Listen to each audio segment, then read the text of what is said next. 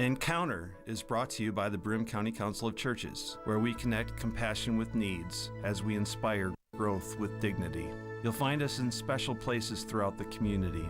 For those who remain hungry, we provide meals. For those who are challenged, we build wheelchair ramps. We comfort those who are ill, minister to those who are confined, and we remain an advocate for change and understanding on behalf of every element of our community. Connect and inspire. Encounter the Broome County Council of Churches. Hello, I'm Jeff Kellam. Welcome to this week's edition of Encounter. I'm the Parish Associate at the Union Presbyterian Church, part of the Presbyterian Church USA in Endicott. The program, as you know, is sponsored by the Broome County Council of Churches, but faith knows no boundaries or borders. And apparently broadcasting doesn't either. The transmitter will push its power across county lines and city borders. And so today we're going to move from Broome County into Tioga County. We're going to talk to someone who's the director of a ministry which is very similar to the Broome County Council of Churches in many of the services it offers, and it has a deep history. Our guest today is Sister Mary O'Brien, the director of Tioga County Rural Ministry. You're about to celebrate a milestone. We are indeed, 40 years. So we started off in 1978. And we were started by two Sisters of Mercy who traversed the county looking for what was the greatest unmet need. And during that time, they talked with organizations, they talked with individuals. They really went to the hinterlands of the county. And they discovered that food was the greatest lack. And so they started off at the basement of St. Patrick's Church. They had their business office in Owego. Yeah.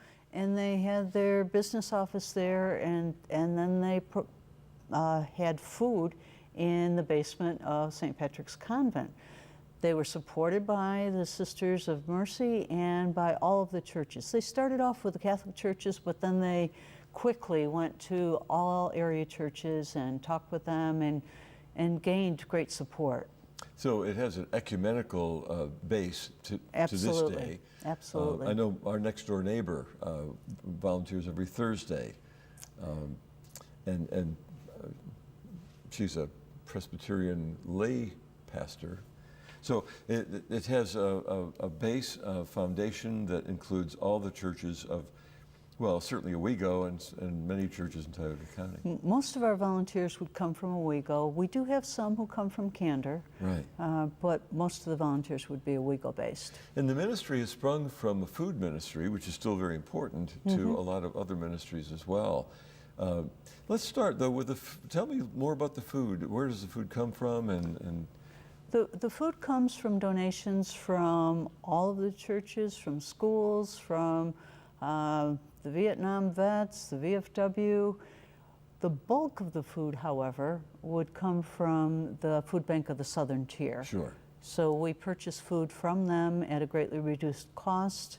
In fact, we just got a great big 3,000-pound delivery yesterday, and we have so much fresh produce, it's just fabulous. Wonderful. We have a little Harvest Share farm stand outside of our building, and during the summertime, and we invite people to come and pick up whatever they'd like and drop off any extra produce. Oh, wonderful. And it's just a wonderful thing. We started it last year for the first time through Cooperative Extension, and it's just a delight. So you can drop off your extra zucchini but pick up some carrots. You got it. You got it. Tomatoes, yesterday we had about everything. We had beets, we had cabbage, we had corn, we had green beans. It was quite remarkable. When people come in looking for food, obviously they are in often dire straits. Absolutely. And it's not their only need. How do you minister to the whole person in that regard?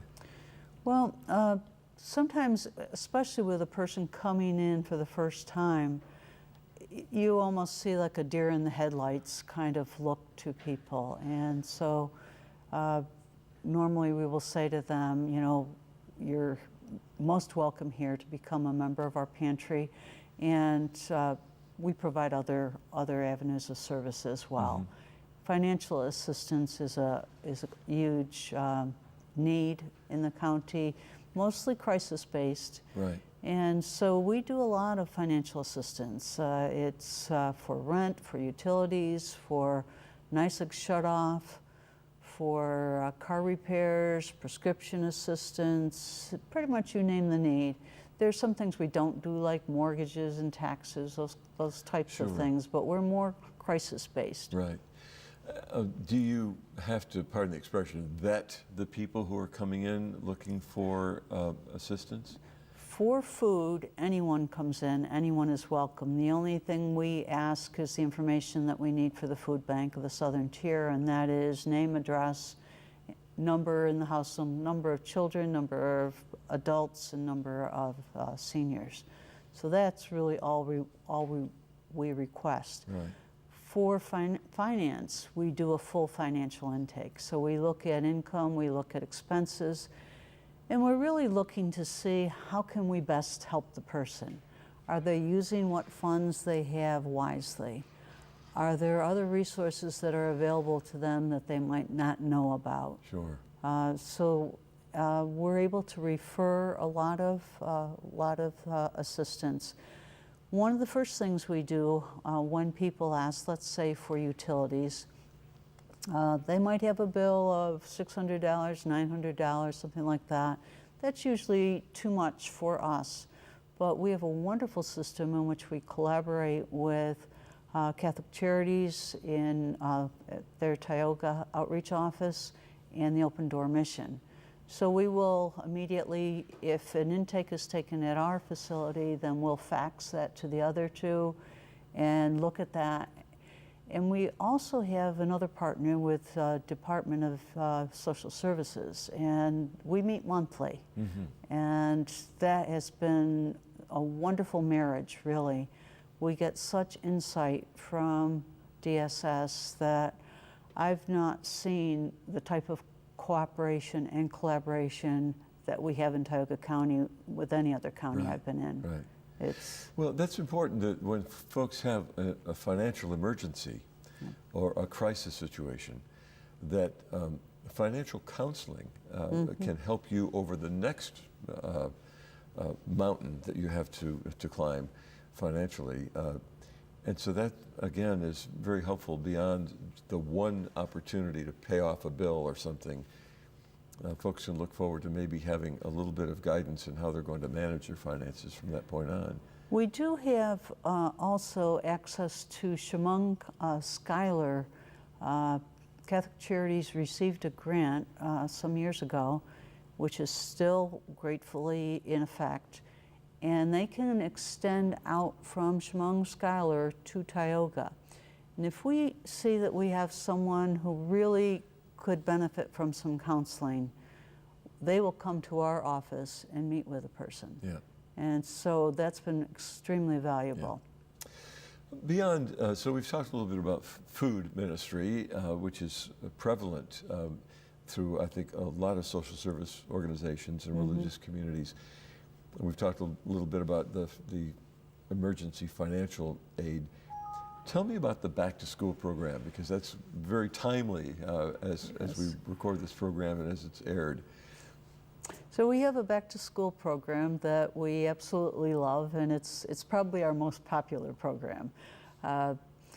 We asked the Floyd Hooker Foundation for some funds, which we typically get, and then we invite the community to support it.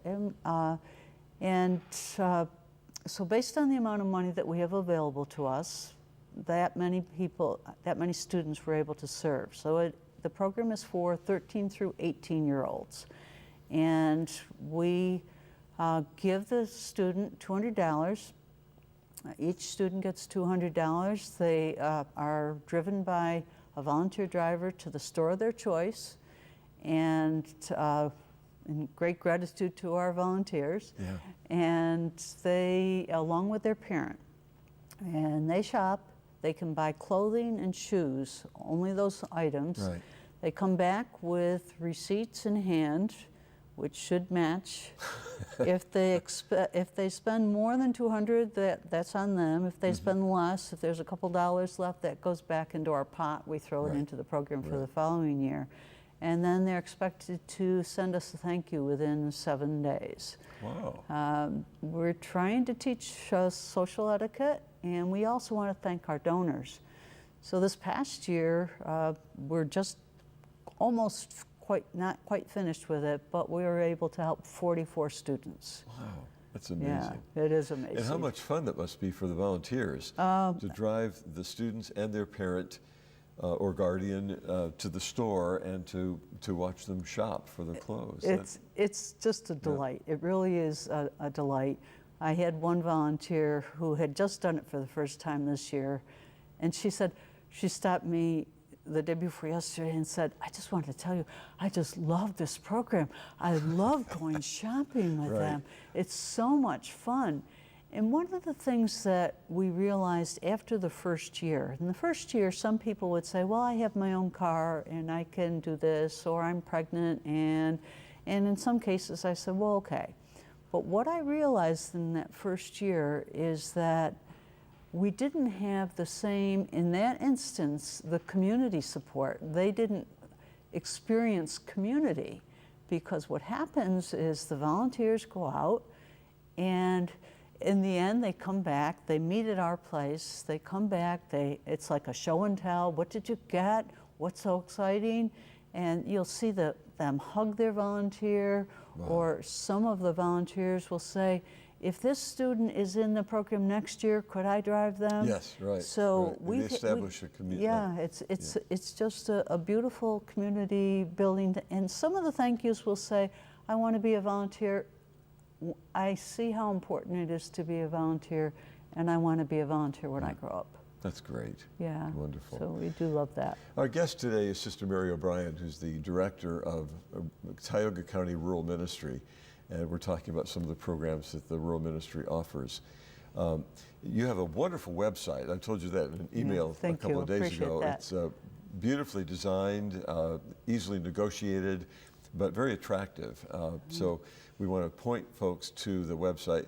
It's very easy to remember. It's tcrm.org. So it's Tioga County Rural Ministry.org. But you don't have to do the whole thing, just do the initials, tcrm.org. You're going to find all of the programs there, as well as your mission statement. So now here's the test. How much of the mission statement can you recite? Or at least summarize? Yeah. I usually say our mission statement is to serve the unmet needs of Tioga County residents who are poor, sick, or elderly.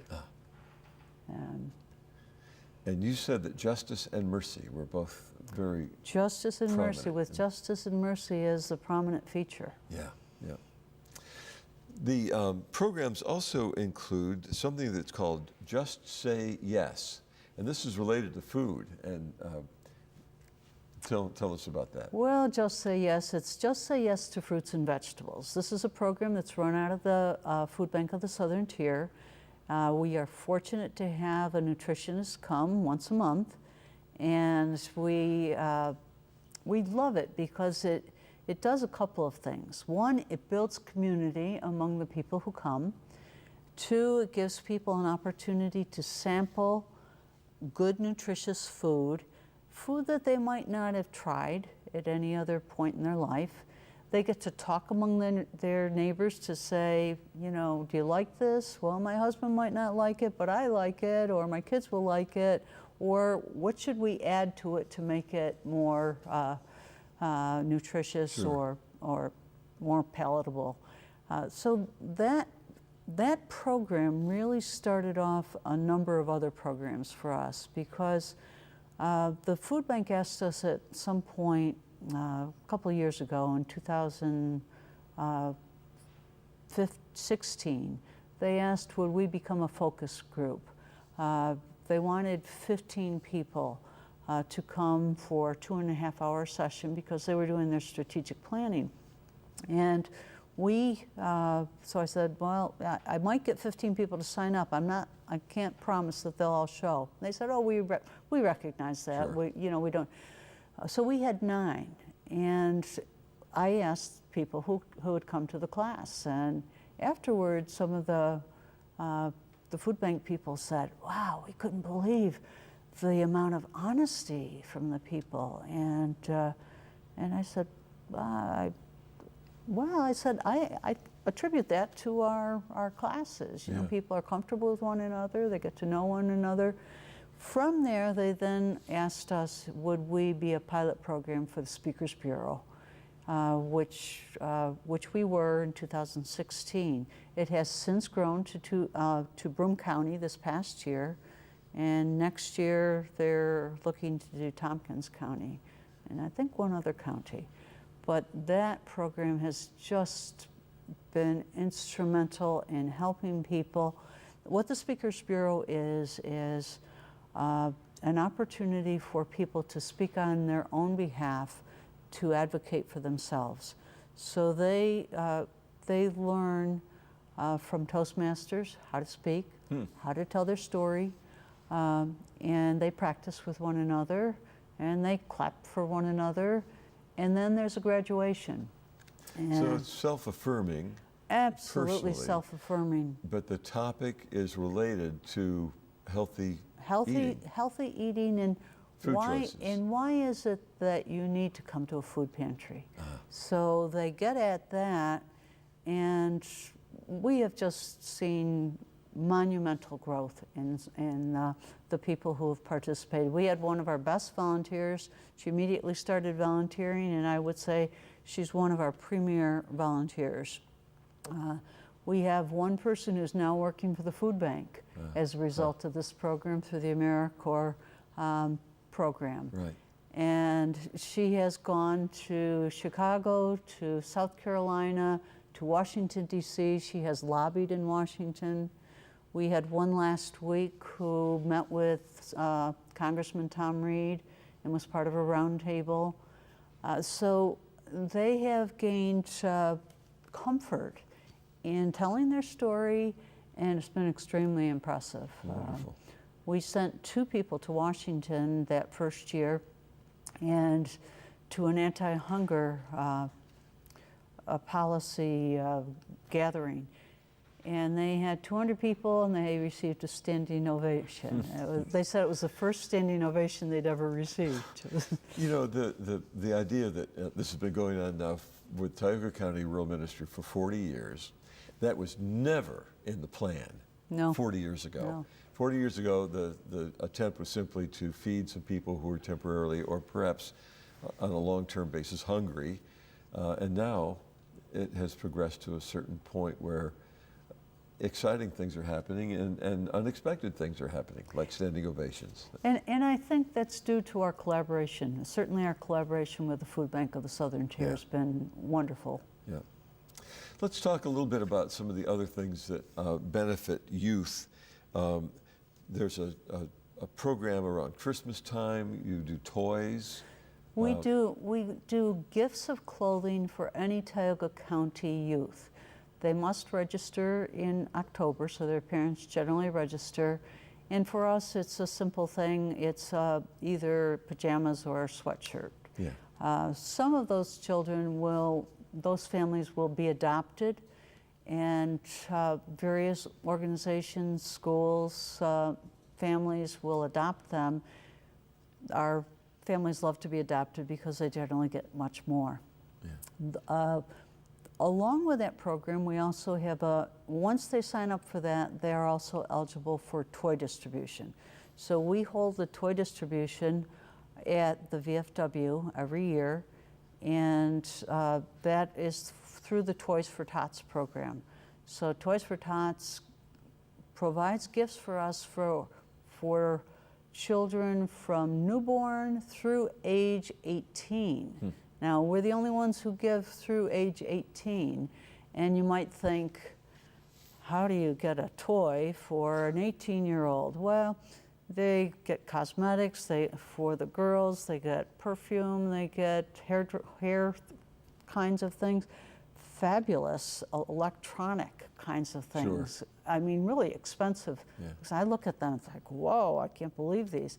But they get really nice gifts through the Toys for Tots program. I probably couldn't pass for 18, but it sounds kind of fun. Well, I get a parent to say, okay, do you have, I need someone who has teenage children, so they know which goes in the 8 to 12 category and which goes into the 13 to 18 category, because as an adult, I might not know. That's right, that's right. The idea of an organization such as yours, which is ecumenically based, founded by the Sisters of Mercy originally 40 years ago, and now has opened itself to so many different